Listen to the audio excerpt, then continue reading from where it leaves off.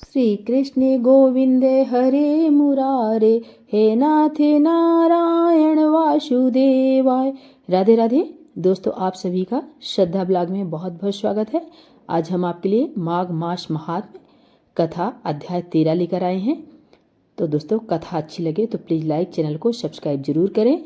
विकुंडल कहने लगा कि तुम्हारे वचनों से मेरा चित्त अति प्रसन्न हुआ है, क्योंकि सज्जनों के वचन सदैव गंगा जल के सदस्य पापों का नाश करने वाले होते हैं। उपकार करना तथा मीठा बोलना सज्जनों का स्वभाव ही होता है, जैसे अमृत मंडल चंद्रमा को भी ठंडा कर देता है। अब आप कृपा करके यह भी बतलाइए कि किस प्रकार मेरे भाई का नरक से उद्धार हो सकता है। तब दूत कुछ देर ज्ञान दृष्टि से विचार कर मित्रता रूपी रस्से से बंधा हुआ बोला कि हे वैश्य, यदि तुमने अपने भाई के लिए स्वर्ग की कामना करते हो तो जल्दी ही अपने 8 जन्म के पुण्य फल को उसके निमित्त अर्पण कर दो। तब विकुंडल ने कहा कि हे दूत, वह पुण्य क्या है और मैंने कौन से जन्म में और कैसे किया है, सो सब बतलाओ, फिर मैं अपना पुण्य अपने भाई को दे दूंगा। दूत कहने लगा कि हे वैश्य सुनो, मैं तुम्हारे पुण्य की सब कथा कहता हूँ।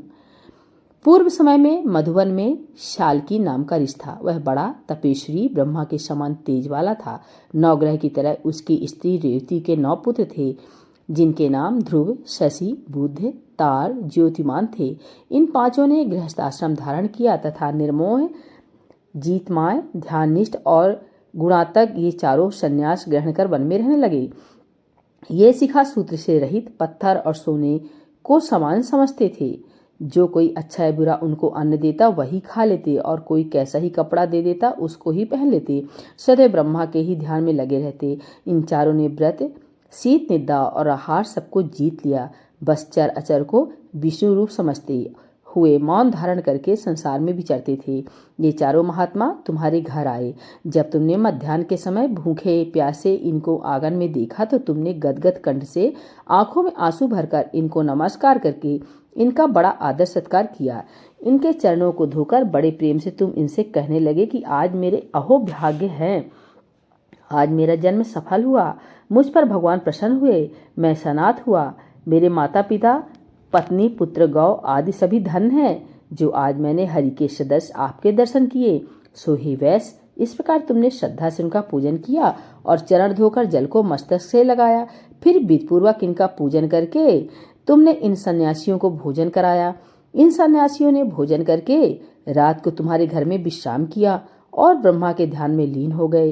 इन सन्यासियों के सत्कार से जो पुण्य तुमको मिला सो मैं भी कहने में असमर्थ हूँ, क्योंकि सब भूतों में प्राणी श्रेष्ठ है।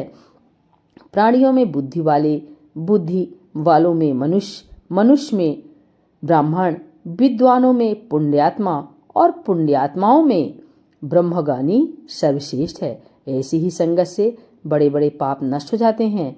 यह पुण्य तुमने अपने पहले 8वें जन्म में किया था। सो यदि तुम अपने भाई को नरक से मुक्त कराना चाहते हो तो यह पुण्य दे दो।